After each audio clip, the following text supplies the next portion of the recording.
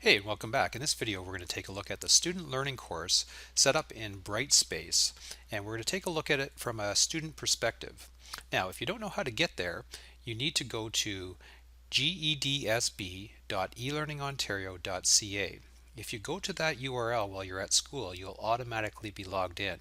If you try to go there when you're at home, you'll be asked to log in. So you're going to log in with your board email address and your board password, and then click sign in. Once you've signed in successfully, you need to look for the course. The easiest way to do that is to type in Student Learning Corner down in the search box, and then click on the search icon. And when you do that, you'll see that the course shows up. One of the things I suggest you do is click on this favorite button here, and then that way the Student Learning Corner will always be here for you. Go ahead and click on that, and let's go into the course.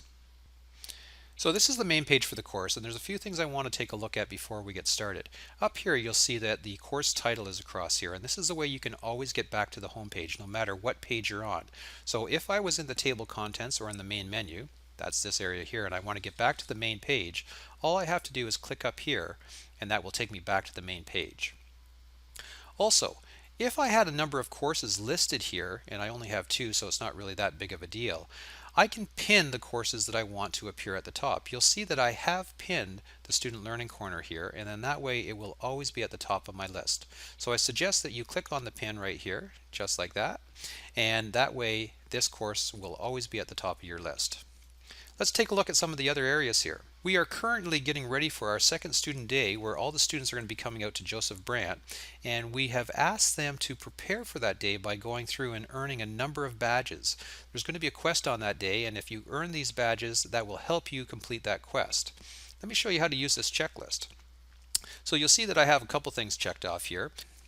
Let's say I went through and did the training module and the quiz and earned the badge for this next one here, this Office 365 online or desktop app.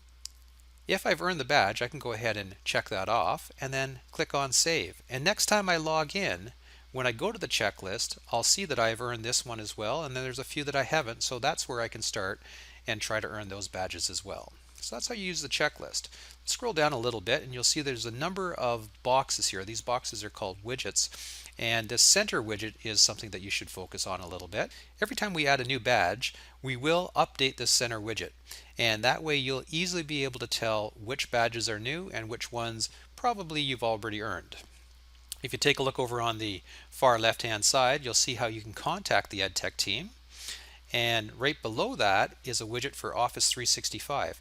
I suggest when you come in here, you click on the sign in button, and when you click on the sign in button, you're going to be asked to put in your board email address. So I'm going to go ahead and do that, and then I'll click on next. When this pops up, you are always going to select work account. That's the same as a school account. Again, I'm going to click on work or school account. Make sure that my password is in there, and that's the same password I use when I'm at school. And then I'm going to click on Sign In. So now I've signed into my Office 365 environment, and that's good. And you'll actually see that I can get my email right here, and I can also access my OneDrive. I can also see my calendar here as well too.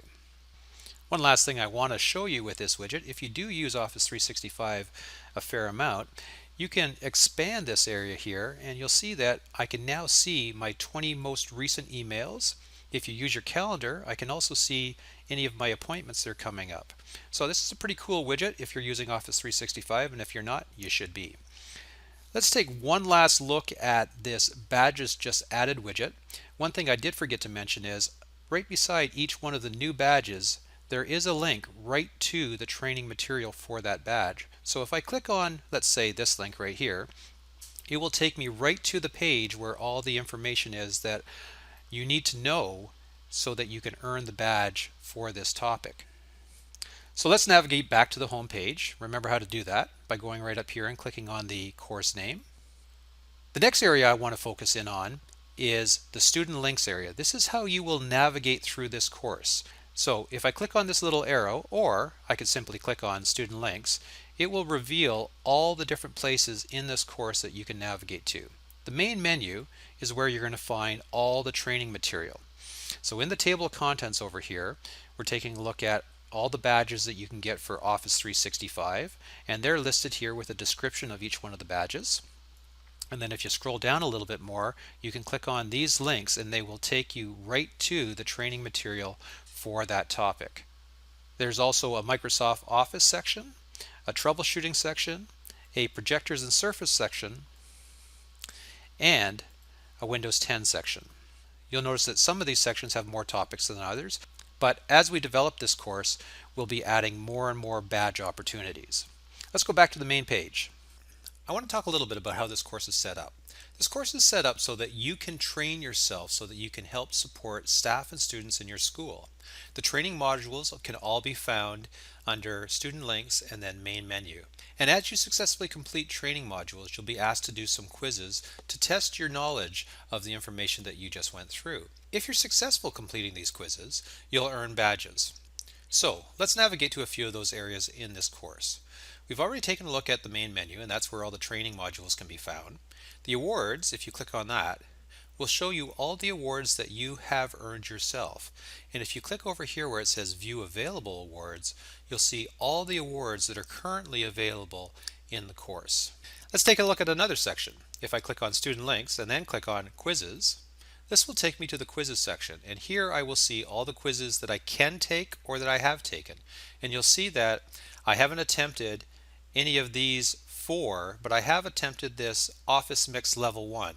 If I want to see how I did on that quiz, I click on the little arrow here and I go and click on Submissions. And that will show me a list of all the attempts I have tried for that one quiz. You'll notice that I only attempted it once and I got 14 out of 14 and the badge was awarded. And when I go back to the awards section, we should see that Office Mix Level 1 badge right there.